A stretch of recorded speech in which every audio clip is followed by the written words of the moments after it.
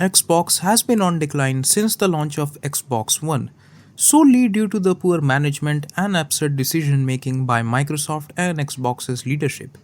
At this point, I think I could have handled it better, and mind you, I was only 7 at the time of the launch of Xbox One. A lot of things didn't make sense for the time, like keeping the console online for the most part, which they had to fix later on, making it more media centric, and the absence of ease of borrowing and lending games.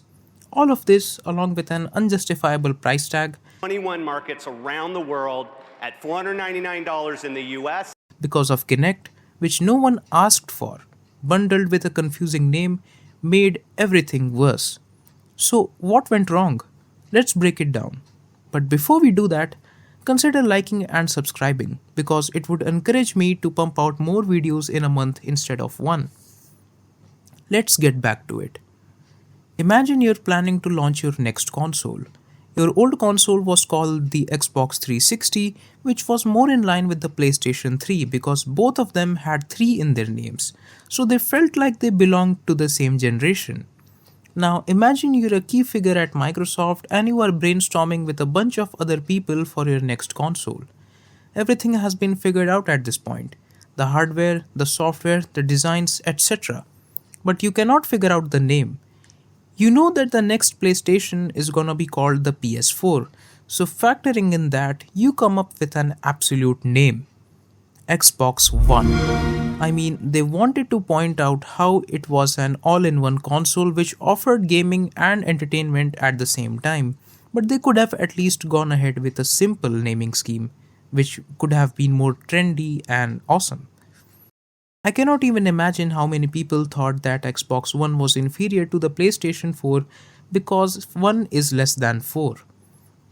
Anyways, they never learned from their mistakes and went ahead to name the next generation of consoles even worse: the Series XS.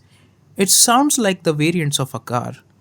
So, if I were the head of Xbox and it was my duty to name the consoles, I would have gone ahead with a simple naming scheme. I mean, what's stopping you from naming it Xbox 4 or Xbox 5? So, after naming the console, you present it in the market with a hardware add on no one asked for, a poor price tag, and an arrogant representative to sell it. Who aren't able to get some form of connectivity. It's called Xbox 360. Right. So stick with 360. That's your message if you don't. Well, You also have placed restrictions on sharing the games. So, your competitor uploads a video showcasing how easy it is to lend and borrow games, and everyone loses their minds. Thanks. And you had to take back your decision. It's like the PS were already too confident with their product. The whole PS presentation in general was miles ahead than Xbox because it highlighted the PlayStation's low price. Proud to announce that PlayStation 4 will be available at $399. PlayStation had also nailed the marketing in many countries, which became a good reason for their huge sales. I've seen lots of PlayStation billboards, ads, and authorized sellers in my country, but I do not remember seeing any Xbox ads anywhere except this one ad on YouTube, which was of Xbox 360. I don't know if they had spent anything on marketing for Xbox outside of the USA because the PlayStation 4 sold hugely in the developing markets. Every major city had a couple of authorized PlayStation dealers but no Xbox dealers. So, cutting down on the marketing budget, if they had actually done it, was a huge miss. PlayStation has now partnered with many quick commerce platforms in India through which you can get a brand new console delivered to your homes in 10 minutes. So, in short, the whole Xbox presentation was a mess and a huge turnoff for most of the people because it highlighted its absurd price, the media centricity of the console, Kinect, and shaming people with limited internet access. Now, here's what I would have done differently. First things first, I would have scrapped Kinect because no one really needed it. Secondly, I would have highlighted games instead of media. Thirdly, I would have gone ahead with a simple naming scheme instead of Xbox One. Fourth, I would have launched Halo 4 with Xbox One instead of Xbox 360. Halo 4 had good graphics, but the textures were jarring. It almost felt like Halo 4 was being held back by the Xbox 360's outdated hardware, and it would have been better if it was released alongside the Xbox One as the launch title. Also, Halo in general could have brought Xbox back on track. They lost their way with Halo and they lost their way with Xbox. I remember asking my parents for an Xbox just to play Halo on it, and now since it's on PC, I don't want an Xbox anymore. So the lack of good exclusives is a reason for its downfall. Xbox kept on acquiring game studios only to compel them not to make good games for them. Also, they fired most of them recently, so that's a big problem. Now, these were my takes on their past mistakes. Here's what I would do today for the next generation of Xbox consoles.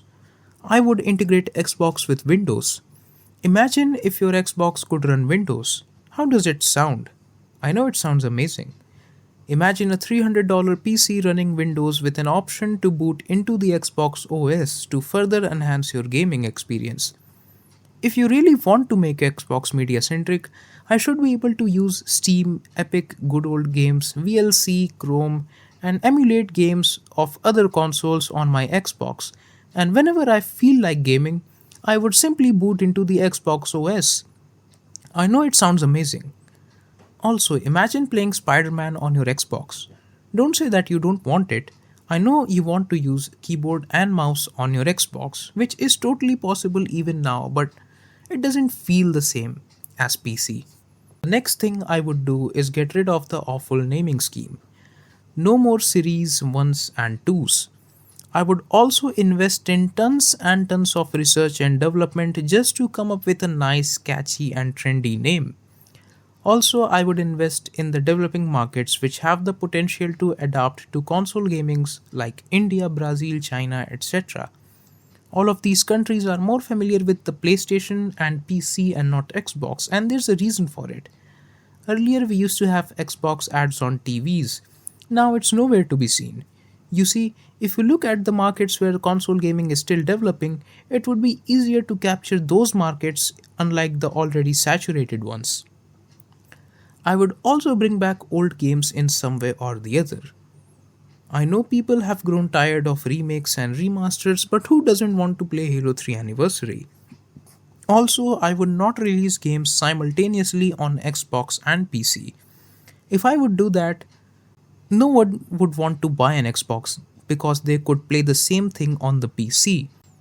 Releasing Xbox exclusive games simultaneously on PC and Xbox would make me not want to get an Xbox. So that's a thing they should address. Release the games on Xbox and release them on PC almost a year later. Also, doubling down on cross-platform activity wouldn't hurt at all. Retention of the top developer talent is also paramount in building a company focused around gaming and entertainment. You don't want the creative people to leave you.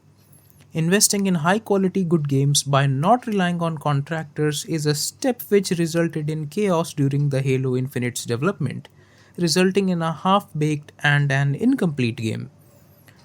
Also, if they could just bring parity in the Game Pass's regional pricing, it would be pretty amazing. But it seems like Microsoft have already given up on the hardware side of Xbox. They want to become the new Sega, I guess, which is completely not fine because who wants a monopoly in the market? Anyways, if you agree with my views and think that I am correct, please consider liking and subscribing because it would help me. Thank you for watching and hope you liked the video. See you in the next one. Goodbye.